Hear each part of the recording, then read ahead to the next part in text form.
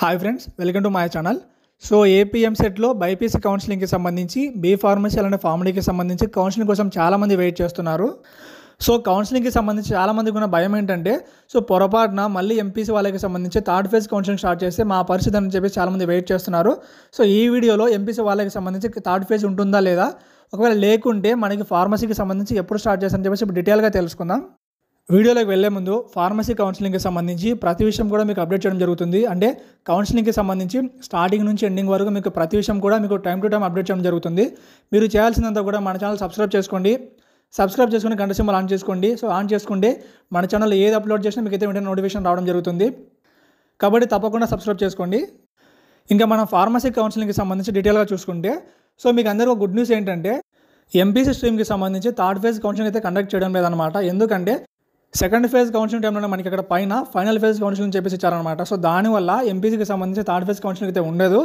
అలానే మనకి సో రీసెంట్గా చూసుకుంటే ఏపీఎంసెట్ సైట్లో సో క్యాట్ బి అడ్మిషన్ చెప్పేసి మనకి ఇచ్చారనమాట. క్యాట్ బి అంటే ఏంటంటే, సో మేనేజ్మెంట్ కోటా సీట్లు అనమాట. అంటే సో మొత్తం కన్వీనర్ కింద మొత్తం కౌన్సిలింగ్ అయిపోయిన తర్వాత సో మిగిలిన సీట్లకి మేనేజ్మెంట్ కోటా కింద ఫిల్ చేస్తారు. సో దానికి సంబంధించి నోటిఫికేషన్ రిలీజ్ చేశారనమాట. సో ఒక్కసారి ఈ మేనేజ్మెంట్ కోటాకి సంబంధించి నోటిఫికేషన్ రిలీజ్ చేస్తే ఇంకా నెక్స్ట్ అంటే తర్వాత థర్డ్ ఫేజ్ కౌన్సిలింగ్ అయితే అసలు ఉండదన్నమాట. సో ఒకసారి మనం ఈ మేనేజ్మెంట్ కోటాకి సంబంధించి డేట్ చూసుకుంటే, మేనేజ్మెంట్ కోటా కౌన్సిలింగ్ వచ్చేసి జూలై 31 ఆడుతుందన్నమాట. లాస్ట్ డేట్ వచ్చేసి ఆగస్టు 13 అనమాట. అంటే 2 వీక్స్ లోపు ఈ కౌన్సిలింగ్ క్లోజ్ చేస్తున్నారు. సో దీనివల్ల మనకి ఫార్మసీకి సంబంధించి అప్డేట్ ఇంకా ఫాస్ట్గా రావచ్చు అనమాట. అంటే మనకి ఆగస్టులో మనకి సెకండ్ లేదా థర్డ్ వీక్లో కౌన్సిలింగ్కి సంబంధించి ఖచ్చితంగా నోటిఫికేషన్ రావచ్చు. సో చాలామంది ఏపీఎంసెట్ ఫార్మసీ కౌన్సిలింగ్ 2024 అని చెప్పేసి గూగుల్లో సెర్చ్ చేస్తుండే, సో వాళ్ళకి వచ్చేసి నవంబర్ 2024 అని చెప్పేసి రిజల్ట్ వచ్చిందనమాట. కానీ అది మాత్రం అసలు నిజమైతే కాదు. ఎందుకంటే లాస్ట్ ఇయర్ మనకి సో ఎంపీసీ వాళ్ళకి సంబంధించి కౌన్సిలింగ్ చాలా లేట్గా జరిగిందనమాట. కానీ ఈసారి మనం చూసుకుంటే జూలై లోపే ఎంపీసీకి సంబంధించి ఫేజ్ 1 ఫేజ్ 2 అయితే క్లోజ్ చేశారు. కానీ లాస్ట్ ఎంపీసీ వాళ్ళకి వచ్చేసి ఫేజ్ 1 ఫేజ్ 2 ఇలా వచ్చేసి మొత్తం కంప్లీట్ అయిపోయేసరికి అక్టోబర్ వచ్చిందనమాట. దానివల్ల అప్పుడైతే చాలా లేట్ చేశారు.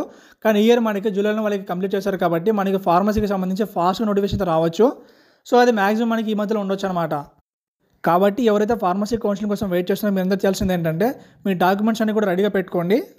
అలానే మీ డాక్యుమెంట్స్లో మిస్టేక్స్ ఉంటే మీరు ఇప్పుడే వెరిఫై చేయించుకోండి. మీ డాక్యుమెంట్స్లో నేమ్ కావచ్చు, డేట్ ఆఫ్ బర్త్ కావచ్చు, ఇలా ఏదైనా సరే మిస్టేక్ ఉండి మీరు ఇప్పుడే వెరిఫై చేయించుకోండి.